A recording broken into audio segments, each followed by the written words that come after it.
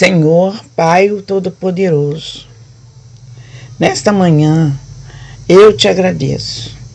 Te agradeço por tudo e por todas as coisas que têm nos acontecido, porque o Senhor tem nos ensinado a cada dia.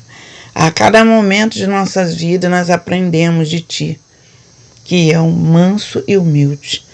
Por isso, meu Pai, eu te louvo, te glorifico, Senhor, e declaro que cada pessoa que ouvir a palavra, através desse estudo, que o abençoado André seja dirigido pelo Espírito Santo, que assim que cada pessoa receba esta palavra. O Senhor nos escolheu para sermos santos e irrepreensíveis diante de Deus. Amém. Abençoados da graça de Deus. Povo amado, escolhido, justificado. Abençoados. Esse é o tempo da graça de Deus, abençoados. E nossa missão é pregar o evangelho da graça de Deus.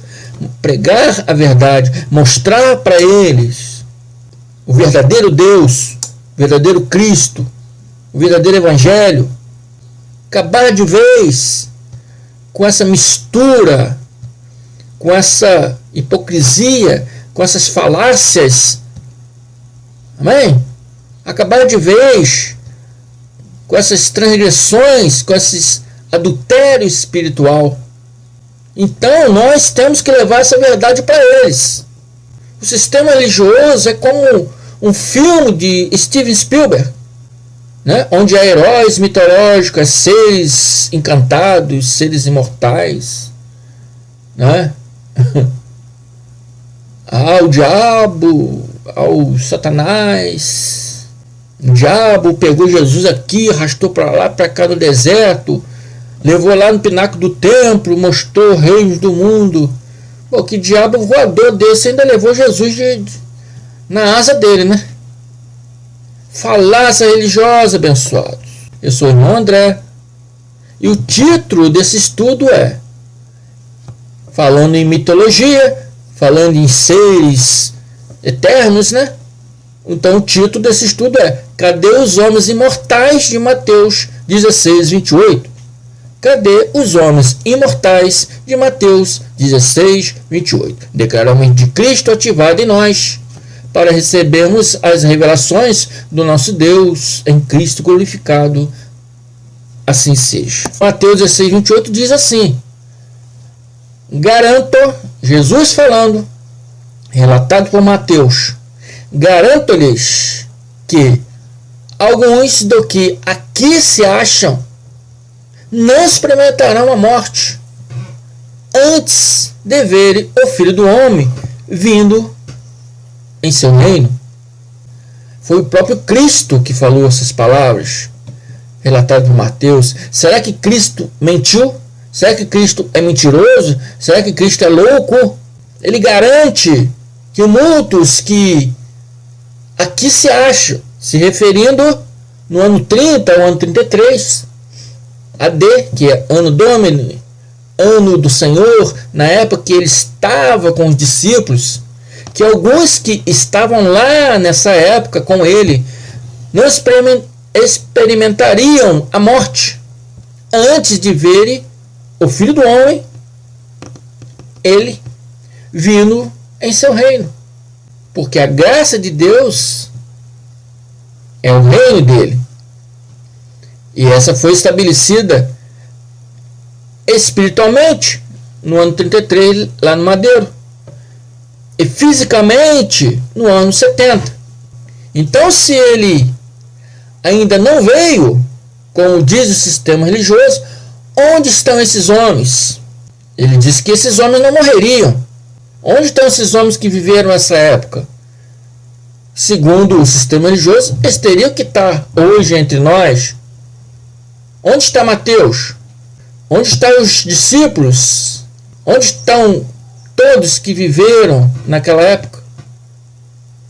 Onde estão? Que dê os homens imortais que Jesus se referiu em Mateus, né?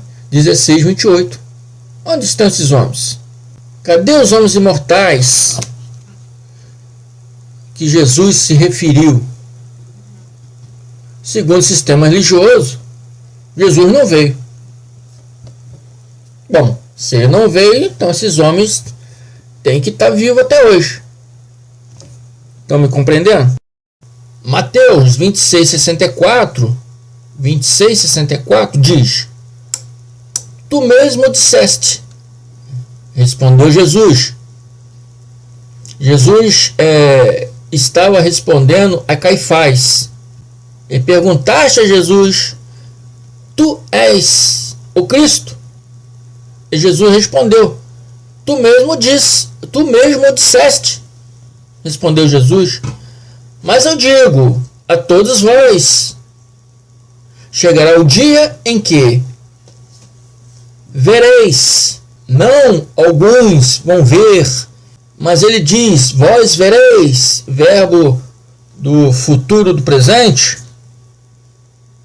deles, não nosso, um futuro não muito longo, pois muitos ainda estariam vivos nessa época.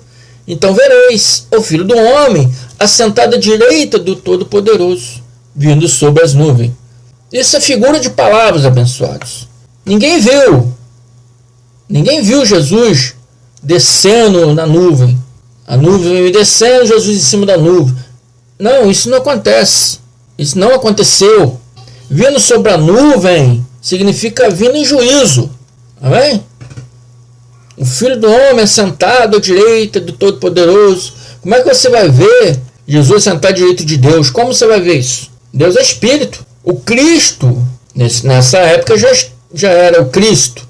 Era Espírito. Como você vai ver ele sentado à direita do Todo-Poderoso, vindo sobre as nuvens do céu, quer dizer, então o trono lá no céu.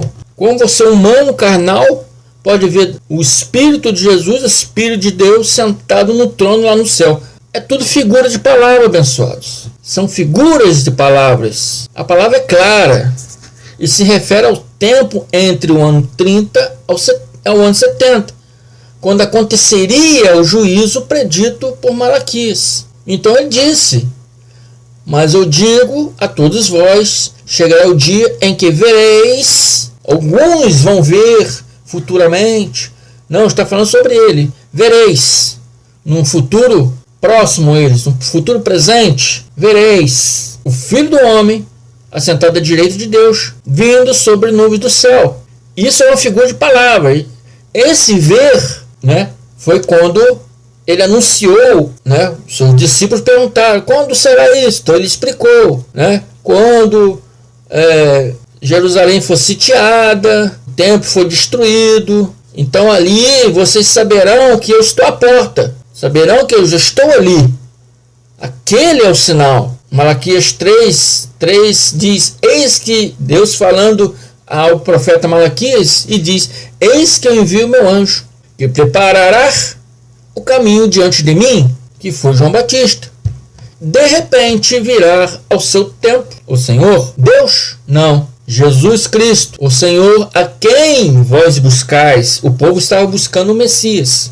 O povo estava esperando o Messias. Então ele diz, virá o Senhor no tempo. Quem vós buscais? O anjo do concerto, a quem vós desejais? Eis que vem, diz o Senhor dos Exércitos. Mas quem suportará o dia da sua vinda? Quem subsistirá quando ele aparecer? Porque ele será como fogo de ourives. Ourives é pessoas que faz joias, né, diamantes, então queimam aquele material, aquele ouro para fazer anel.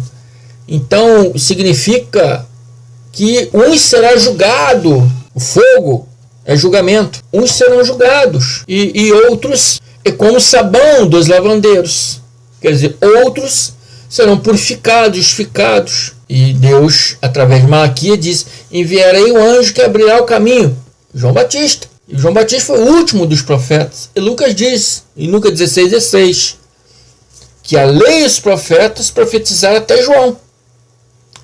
Desde esse tempo em diante estão sendo pregadas as boas novas do reino, e todos tentam forçar sua entrada nele. De João em diante, não apareceu nenhum profeta enviado por Deus. Nenhum deles escreveu mais nada da lei. Tudo se encerrou em João. Depois apareceu alguns profetas, pastores e mestres, mas não pela vontade de Deus. E Jesus já advertia isso. E muitas vezes diz: acautelai-vos dos falsos mestres.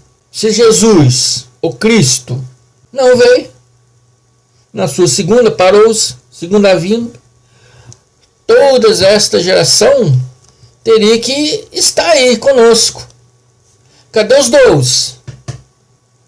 Cadê os fariseus? Cadê o rei Antipa? Cadê Paulo? Cadê Lucas? Cadê os homens imortais que deveriam estar vivos até hoje? Como diz o sistema religioso, que o Cristo ainda não veio, eles deveriam estar entre nós. Porque Jesus disse que eles não morreriam até ver o Filho do Homem, né, se assentar à destra de Deus, vindo em nuvens. Mateus 24, 34 e 35 diz assim: eu lhe asseguro que não passará esta geração até que todas essas coisas aconteçam. Ele está falando da geração da época dele, e não a nossa geração. Uma geração na qual ele estava, a qual aqueles homens que não morreriam até que ele, né, viessem nas nuvens, ou que até o dia do juízo estariam vivos. É a geração daqueles homens ali. Eu lhe asseguro que não passará o céu até que não passará. Eu lhe asseguro que não passará esta geração. Estão me entendendo, pessoal? Estão compreendendo?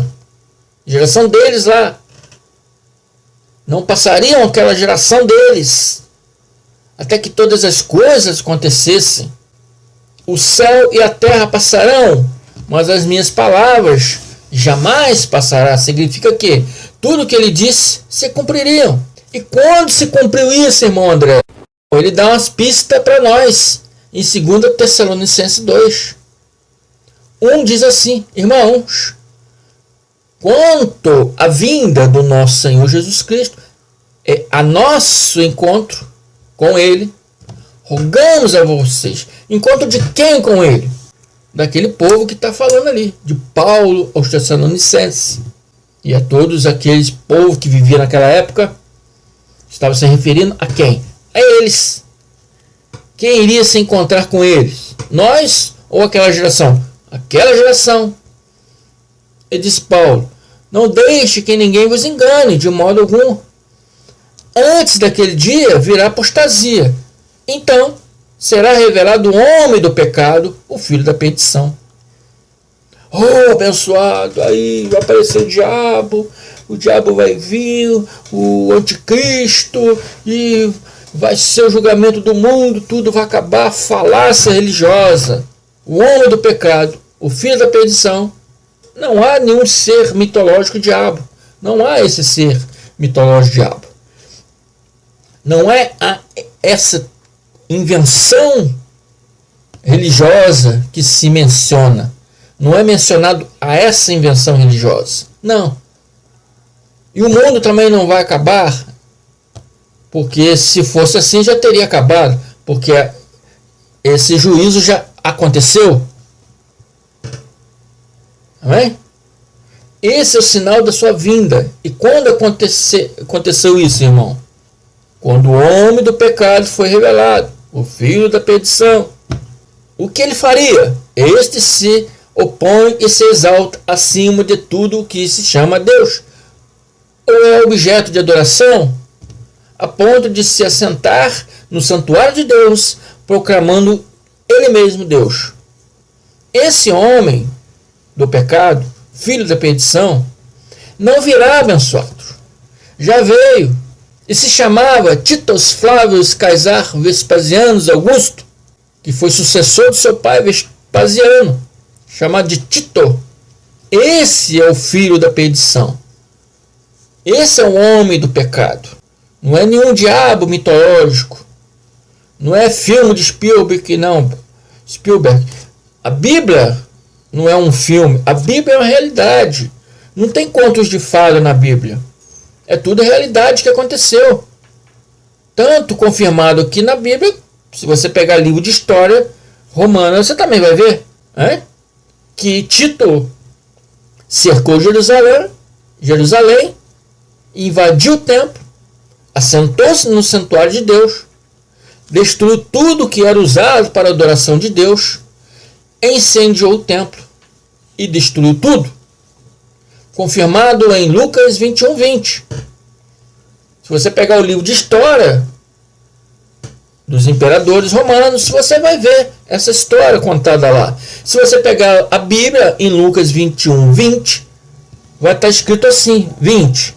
Quando vides exércitos fechando o cerco ao redor de toda Jerusalém, sabeis que é chegada a hora da sua absoluta destruição.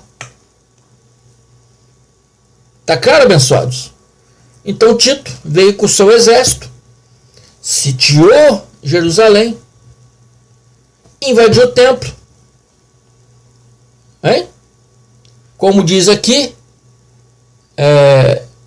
ele se opõe a tudo que seja objeto de adoração, se opõe a Deus, se assentará no santuário de Deus, quer dizer, ele entrará no templo e fará dele o próprio Deus. Foi isso tudo que aconteceu. Antes de destruir o templo, ele fez isso rindo, caçoando do Deus verdadeiro. Está explicado, abençoados? Então, Jesus já veio.